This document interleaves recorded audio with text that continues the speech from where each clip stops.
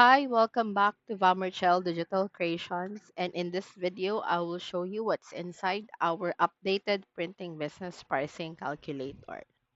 So in this video, I will show you kung ano yung laman ng ating updated printing business pricing calculator. So my previous video uploaded is meron din akong dong in-upload na pricing calculator, but this time it's better kasi mas marami na siyang features and mayroon na din itong automatic calculation.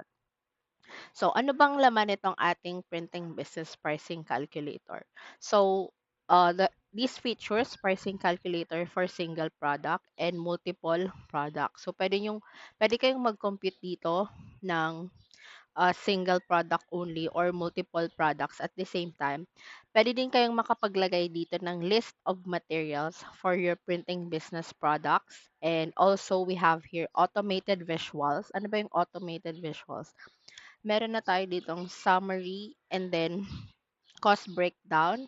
May makikita kayong mga charts ng summary ng or cost breakdown ng bawat computation when it comes to the material cost, labor cost, profits, discount, and sales tax and sales price. Also, itong pricing calculator natin, just like with the previous one, this is an easy setup. So, madali nyo lang masi-set up yung materials list. Pwede kayong maglagay ng material names. So, price ng bawat materials and then price per unit. Automatic calculation na to ng price per unit. Depende sa input ninyong materials and pricing.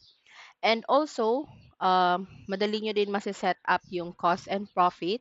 So, meron tayong allocated slots for them para i-input ninyo.